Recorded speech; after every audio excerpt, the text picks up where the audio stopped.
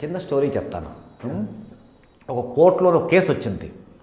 ఒక 62 సంవత్సరాలైన ఒక వ్యక్తి కోర్టులో వెళ్ళి కేసు వేస్తాడు. ఏమిట్రా అంటే, నాకంటే 10 సంవత్సరాలు మా అన్నయ్య పెద్ద, వాడికి 72 సంవత్సరాలు, మా అమ్మ దానికి 92 సంవత్సరాలు. మా అమ్మ ఏమో మా అన్నయ్య దగ్గర ఉంది. మా అమ్మ 92 సంవత్సరాలది మా అన్నయ్య దగ్గర ఉంది.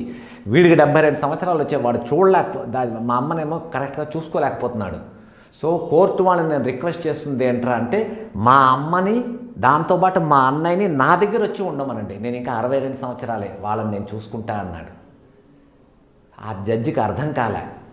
ఆ జడ్జి తర్వాత జడ్జిమెంట్ ఇచ్చిన తర్వాత అన్నాడు, నేను గత 25 సంవత్సరాలుగా ఈ కోర్టులో జడ్జిగా ఉన్నాను. నా దగ్గర వచ్చిన కేసులన్నీ కూడా ఇద్దరు అన్నదమ్ములేమో ఆస్తి కోసం కానీ ప్రాపర్టీ కోసం కానీ అమ్మని వీడించుకోవాలి, అమ్మని వాడించుకోవాలి, నాన్నని వీడించుకోవాలి, లేకపోతే ఇంకేదో కొట్లాట్ల ఓన్లీ నెగిటివ్ గురించి కోర్టుకు వచ్చారు. కానీ ఫస్ట్ టైం ఒక కేసు చూశాను. ఏంట్రా అంటే, నా అమ్మని నేను చూసుకుంటా, మా అన్నయ్యని నేను చూసుకుంటా అన్నది.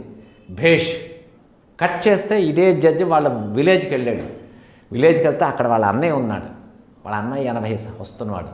వాడి దగ్గరికి వెళ్ళి అన్నాడు, అన్నయ్య ఒక పని చేద్దాం, నువ్వు నాతో పాటు హైదరాబాద్ వచ్చి మన ఇద్దరం కలిసి ఉందాం. లేదు నువ్వు రానంటావా, నేను నా కోర్టు అక్కర్లేదు, నేను నీ దగ్గర వచ్చి ఉంటాను. సో అలా ఉండండి. అన్నదమ్ములు చిన్నప్పుడేమో అమ్మ దగ్గర పడుకున్నప్పుడు అమ్మ నాకు కావాలని ఒకడేమో అమ్మాయి చేసుకుంటే, అమ్మ నాకు కావాలని ఒకడు, అమ్మ నాకు కావాలి అనేసి ఇద్దరు కొట్టుకుంటారు. ఇదే వీళ్ళు పెద్ద అయిపోయిన తర్వాత అమ్మ నువ్వు ఉంచుకో, అమ్మ నాకు అక్కర్లేదు, అమ్మ నువ్వు ఉంచుకో, అమ్మ నాకు అక్కర్లేదు అంటారు. వై? ఏమిటి చేంజ్ వచ్చేసింది మీలోని? ఏం లేదు కదా, మీరు పెద్ద అయ్యారు. ఏళ్ళు ఎగసన బుద్ధి దిగసన అంటారు. ఏళ్ళు వస్తున్న కొద్దీ బుద్ధి పెరగాలి, కానీ ఏళ్ళు వస్తున్న కొద్దీ జనాల బుద్ధి దిగిపోతున్నది. ఆ అమ్మను పనిచేసుకుంటారు. వాళ్ళ ఒక్క మాట రివైండ్ చేసుకుని వెళ్ళండి. మీరు చిన్నప్పుడు మీ అమ్మని మీరు వదలకుండా ఉండేవారు, మీ అమ్మ పెడితేనే తినేవారు, మీ అమ్మ పక్కనే పడుకునేవారు. అలాంటి అమ్మని మీకు పాలు పెంచి తన రక్తాన్ని పాల్లో మార్చి పెంచితేనేమో పెద్ద అయిపోయిన తర్వాత మీ అమ్మను ఎందుకు షేరింగ్ చేద్దాం అనుకుంటున్నారు, ఎందుకు వద్దనుకుంటున్నారు? What is this? మీ దగ్గర డబ్బు ఉందనా?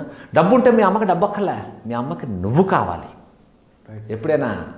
సో ఈ విషయాలు ఏంటంటే, ఇది ఆధ్యాత్మిక ఆర్ డివోషనల్ అలాంటిది కాదు.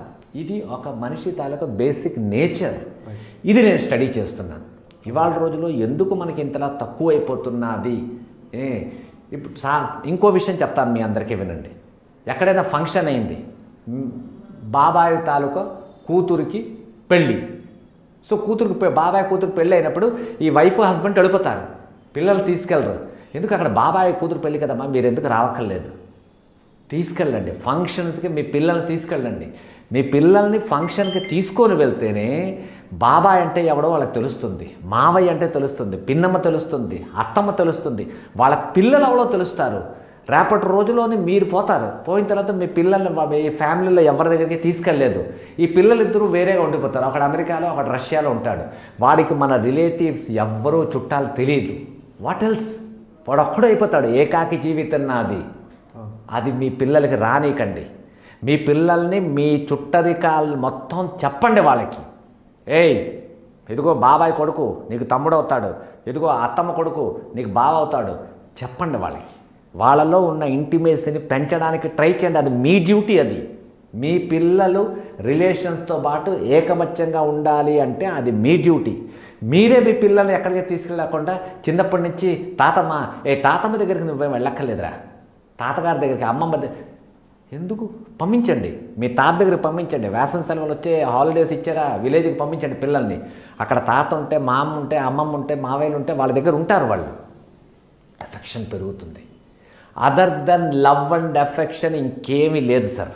డబ్బు సంపాదించారు అంటే మీ దగ్గర డబ్బు రాగానే మీ దగ్గర చీడ పురుగులు వస్తాయి 10 మంది.